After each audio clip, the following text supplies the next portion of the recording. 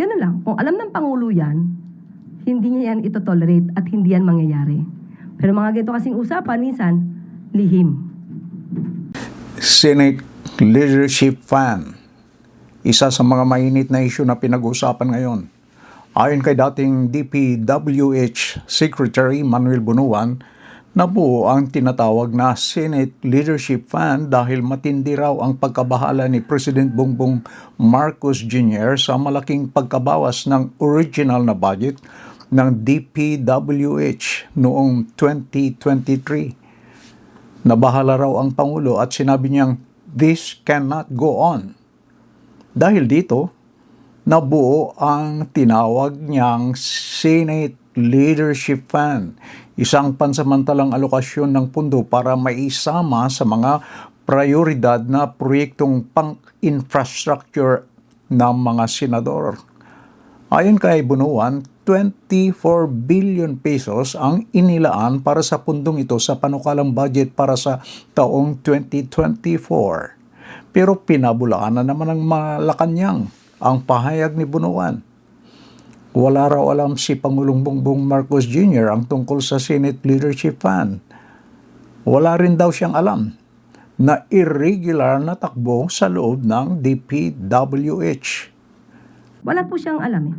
No, Kung sa kanila po ito naganap at ito ay kanilang usapan, wala pong malalaman na anuman ang sino, walang malalaman ang sino man kung ito ay sariling usapan lang ni Secretary Bunuan at kung sino man yung local official. and that is to say the President did not know about these leadership funds kung, well, as Secretary of Public Works, siya po ay alter ego ng Presidente at ang Pangulo po ay pumipirma sa budget in those years concerned.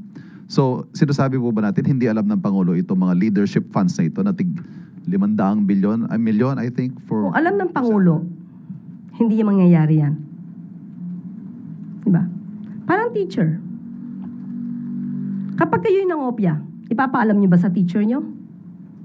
Pag nahuli kayo ng teacher, anong gagawin ng teacher? Eh, di ba, bibigyan kayo ng penalty?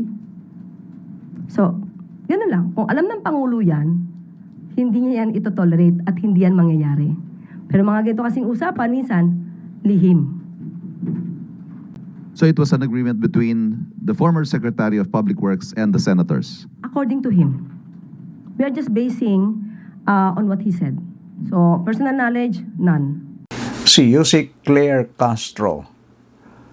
May reaksyon naman si Attorney G sa pahayag ni Yusek Claire Castro. Ito, basahin natin. Alin po ba talaga ang totoo mahal na Pangulo?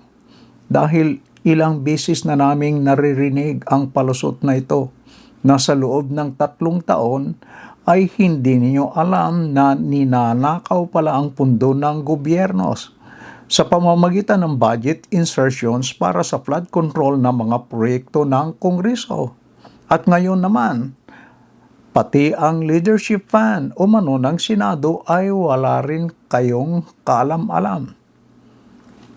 O nga no, 3 years na, 3 taon na, walang kamalay-malay ang presidente na kinukurakot at nililimas na ang kaban ng bayan. Pero bakit niya sinabing, mahiya naman kayo? So ibig niyang sabihin, may nalalaman siya sa mga nangyayari. May nalalaman siya saan nangyari. Tuloy natin yung reaction ni Attorney G. Samantalang bilang Pangulo ay kayo po ang may hawak at pumipirma sa buong budget ng bansang ito.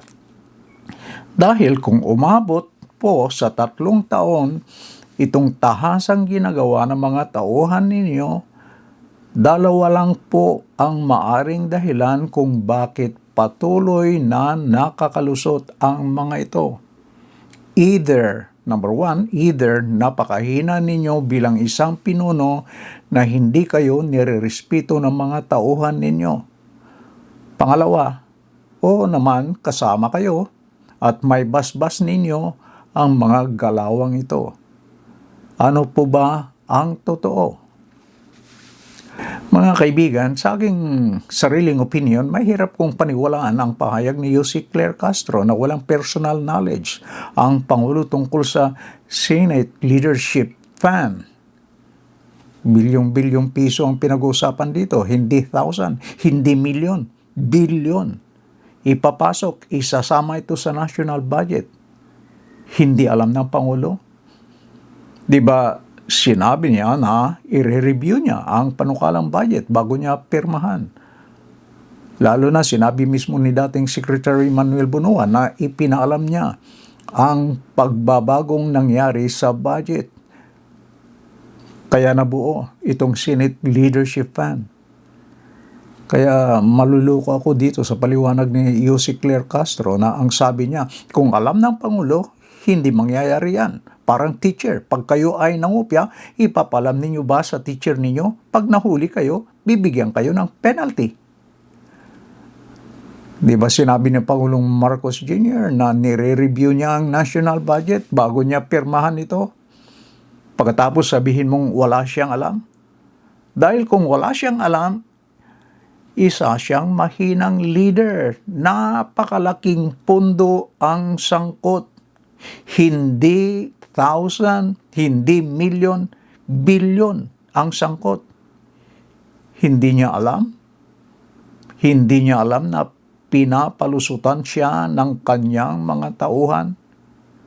Ibig sabihin, mahina siyang leader. Mga kaibigan, meron ba kayong pananaw, meron ba kayong opinion sa ating tinalakay? Kung meron, please leave your comment below. Maraming salamat and please don't forget to like and subscribe. Bye-bye.